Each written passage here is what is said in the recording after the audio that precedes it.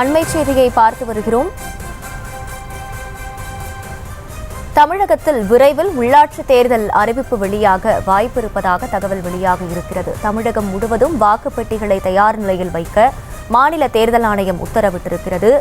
ஊராட்சி மன்ற தலைவர், கவுன்சிலர் உள்ளிட்ட பதவிகள் டிசம்பருடன் முடிவுக்கு வரும் நிலையில் விரைவில் உள்ளாட்சி தேர்தல் அறிவிப்பு வெளியாக வாய்ப்பு இருப்பதாக தகவல்கள் தெரிவிக்கின்றன. விவரங்களை செய்தியாளர் ராஜேஷ் வழங்க கேட்கலாம். ராஜேஷ், வணக்கம். முழு விவரங்கள்.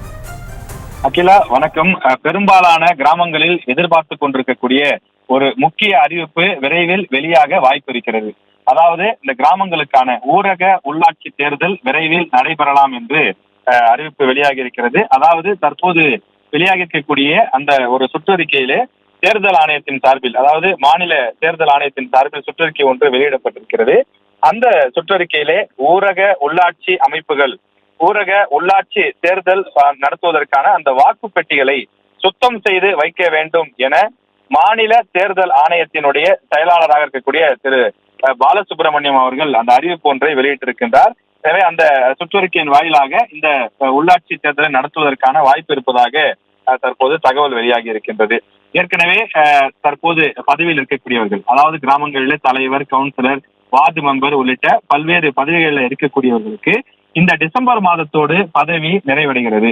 எனவே ஜனவரியிலிருந்து அதிகாரிகள் நியமிக்கப்படுவார்களா அல்லது அதற்கு முன்னதாக தேர்தல் அறிவிப்பு வெளியிடப்பட்டு தேர்தல் நடத்தி முடித்து புதிதாக கவுன்சிலர் உள்ளிட்டவர்கள் தேர்வு செய்யப்படுவார்களா என்ற எதிர்பார்ப்பு எழுந்து வந்தது. சமீபத்தில் கூட இது தொடர்பாக அமைச்சர் நேருவிடம் கேட்டபோது அவர் சில இடங்களில் மாநகராட்சிகளுடன் கிராமங்களை இணைப்பதில் சிக்கல் நீடித்து வருகின்றது. எனவே இந்த நகராட்சிகளோடு இணைக்கக்கூடிய பணியை முடித்துவிட்டு தான் உள்ளாட்சி தேர்தல் நடைபெறும் என்ற ஒரு அறிவிப்பை கடந்த மாதத்தில் அவர் வெளியிட்டிருந்தார்.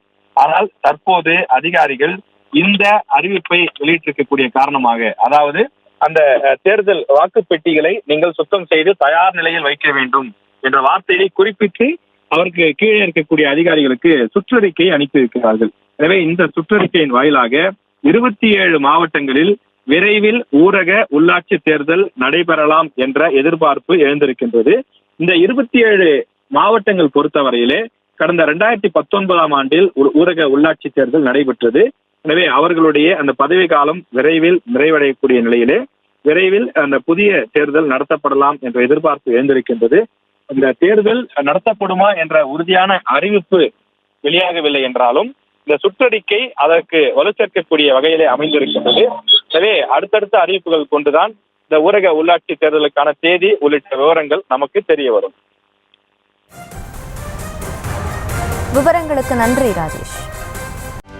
செய்திகளை உடனுக்குடனும் துல்லியமாகவும் தெரிந்து கொள்ள சப்ஸ்கிரைப் பண்ணுங்க.